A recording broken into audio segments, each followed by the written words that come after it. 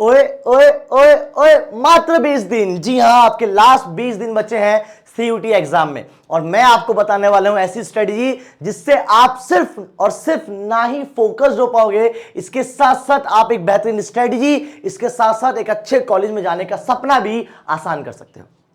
ऐसा क्या बताने वाला हूं, आइए देखते हैं। देखिए, हम सब लोगों को पता है जो आपका एग्जाम है वो एमसीक्यू बेस्ड आने वाला है। क्या है ना कि हम सब लोग अभी एनसीईआरटी में बहुत ज्यादा लगे हुए हैं, हम लोग डिटेलिंग पढ़ रहे हैं ना। अब आप देखिए, हाइब्रिड मोड होने वाला है, आपकी ओएमआर सीट पे होने वाला है, तो आप जो है ना एमसीक्यूज को बहुत डिटेल में पढ़ें। आप देखिए यार, इसमें से एमसीक्यू बन सकता है नहीं बन सकता, अब चाहे आप आर्ट्स के हो, कॉमर्स के हो, साइंस के हो, या आप ड्रॉपर हो, कोई फर्क नहीं पड़ता है। एमसीक्यूज को जितनी डिटेलिंग से पढ़ोगे उतना अच्छा है।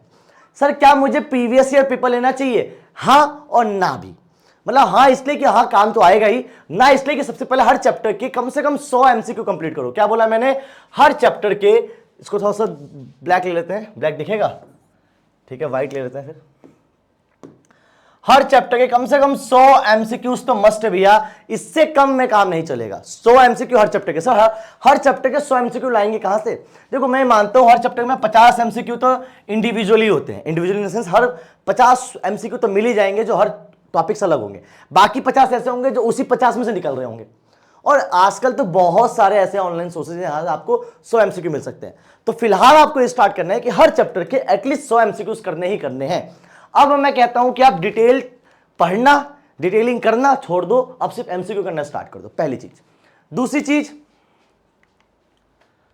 Reading comprehension practice. अगर मैं सिर्फ इंग्लिश की बात करूं तो इंग्लिश में हम लोग अभी भी कहीं ना कहीं आप लोग ग्रामर में बहुत ज्यादा इन्वॉल्व हो, वोकैबुलरी में इन्वॉल्व होना पड़ेगा।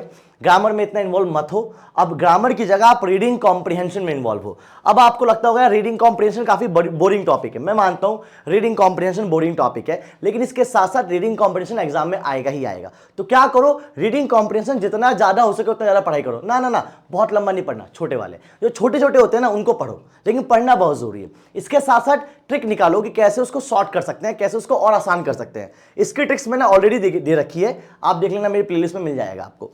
तो आप रीडिंग कॉम्प्रिहेंशन को जितना ज्यादा प्रैक्टिस करोगे उतना अच्छा है, जितना नेग्लेक्ट करोगे उतना बुरा होगा, क्योंकि एग्जाम में वही मार्क्स या तो गेन करवाएंगे या वही मार्क्स छुड़वाएंगे आपको। देखो यार, 3 अनसीन पैसेज तो आने ही आने हैं, तो मैं मानता हूं कि आपको 50 में से 40 क्वेश्चन करने हैं, तो गलती से भी एमसीक्यू में से कोई क्वेश्चन छोड़ के मत जाना। मतलब रीडिंग कॉम्प्रिहेंशन में से आपको छोड़ना होगा तो उसमें से छोड़ना ना जो ग्रामर है, ताकि आपके यहां पे मान फॉर एग्जाम्पल 18 क्वेश्चन है रीडिंग कॉम्प्रिहेंशन के, 6 आने वाले हैं 3 पैसेज में, तो 18 क्वेश्चन तो बन गए ना, जिसमें से आपने एक भी नहीं छोड़ा। अब बाकी जो छोड़ना होगा बाकी में से छोड़ना होगा।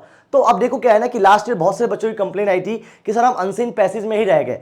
तो अनसीन पैसेज जितना प्रैक्टिस करोगे उतना टाइम कम आपका बचेगा, समझ रहे हो ना, कि जितना करोगे उतना टाइम कम कम कम कम लेता चला जाएगा, और वो आपकी हेल्प करेगा। तो मैं आप लोगों से बहुत सही तरीके से रिक्वेस्ट करता हूं कि जितना ज्यादा हो सके अनसीन पैसेज करो।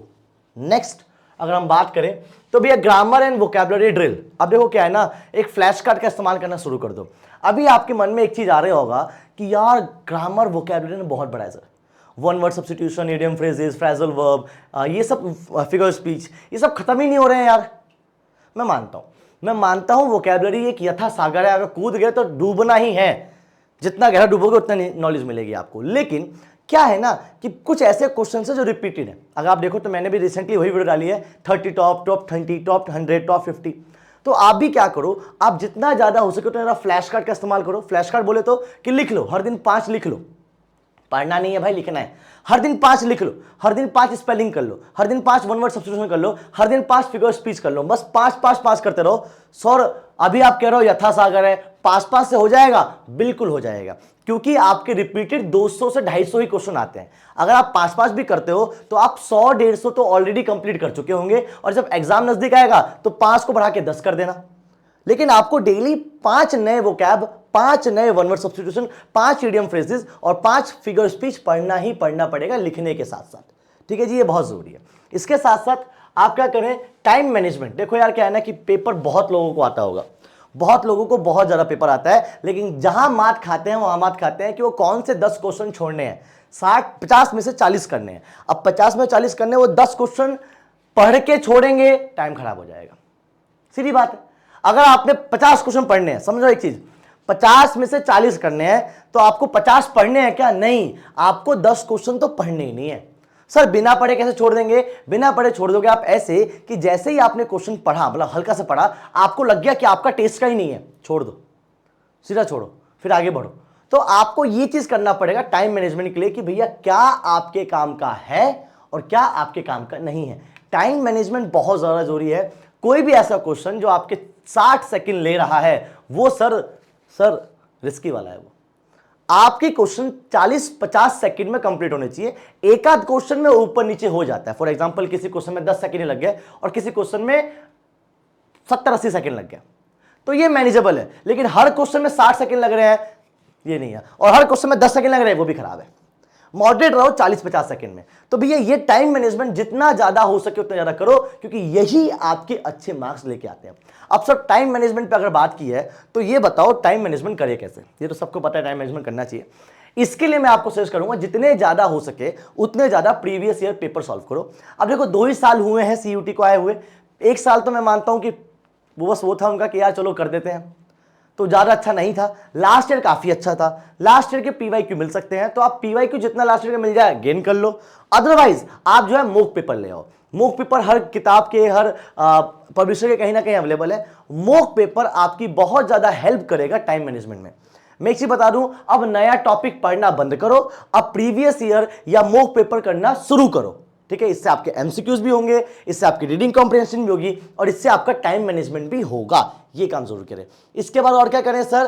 Test strategies. अब टेस्ट स्ट्रेटेजी मतलब क्या है, एक बार जरा इसको देखते हैं, पढ़ते समझ में आएगा क्या बोल रखा है। Share study specific to MCQ test such as eliminating, या जो मैंने बताया, obviously wrong answer first, making educated guess when necessary are important to making answers carefully, OMR sheet to avoid error. क्या है ना कि हम ओएमआर शीट में एरर नहीं कर सकते। सीबीटी जो था कंप्यूटर बेस्ड टेस्ट, उसमें क्या था, नहीं समझ में आएगा टिक कर दिया आपने, रेड लगा दिया, ग्रीन लगा दिया, वो आसान था। ये थोड़ा सा ज्यादा मुश्किल हो जाएगा ओएमआर शीट में, क्योंकि गलती को कोई चांसेस है ही नहीं। काट दिया आपने, कुछ गलती कर दी, सर जीरो, फिर तो वो आंसर ही खराब हो गया आपका। आप किसी और पे फोकस करना पड़ेगा आपको। तो जितना ज्यादा हो सके उतना ज्यादा एलिमिनेशन मेथड का इस्तेमाल करो। मैं आपको अपना एक रामबाण देता हूं कि 50 में से 40 जो करने हैं वो ज्यादा इंपॉर्टेंट नहीं है। ध्यान सुनिएगा, 50 में से 40 जो करने हैं वो ज्यादा इंपॉर्टेंट नहीं है, 50 में से जो 10 छोड़ने हैं वो ज्यादा इंपॉर्टेंट है। क्योंकि आपको कौन से 10 छोड़ने हैं इसको कैलकुलेट करना, इसको दिमाग में लगाना, इसकी प्रैक्टिस करना बहुत इंपॉर्टेंट है। तो ये आप जरूर करें कि यार मुझे एक क्वेश्चन छोड़ना है और छोड़ने में ज्यादा समय ना लगाएं। छोड़ूं ना छोड़ूं, करूं ना करूं, भाई नहीं समझ में आ रहा तुरंत छोड़ो, आगे बढ़ो। वो बाद में कैलकुलेट कर लेना कि 10 से ज्यादा छोड़ दिया या कम छोड़े, वो एक अलग चीज है। क्योंकि 50 में 40 से करने, तुम सोचो 50 में से 50 करके आ जाओ नंबर मिलेंगे, नहीं, स्टार्टिंग के 40 देखे जाएंगे, तो 10 तो छोड़ नहीं है। ठीक है, इसके अलावा क्या करें? इसके अलावा mock test on OMR sheet. क्या है ना कि हम लोग जितनी, अब हमें आदत तो है कॉपी पेन की, है ना, टिक टिक टिक टिक नहीं चलेगा भैया, ओएमआर शीट बनेगा। ओएमआर शीट मार्केट में इजीली अवेलेबल है। ठीक है, आप गूगल पे अवेलेबल है, आप प्रिंट निकाल लो। ओएमआर शीट पे अब जितना भी आज से लेके टिल योर एग्जाम डेट, आज से लेके एग्जाम डेट तक सारे आंसर आप ओएमआर शीट पे करेंगे, ये मैं आपको ऑर्डर दे रहा हूं। जी हां, ये as a teacher, as a बड़ा भाई, एज अ गाइडर, मेंटोर होने के नाते आपको यह ऑर्डर दे रहा हूं कि आज से जितना भी आप पेपर करो सिर्फ और सिर्फ ओएमआर शीट पे करना।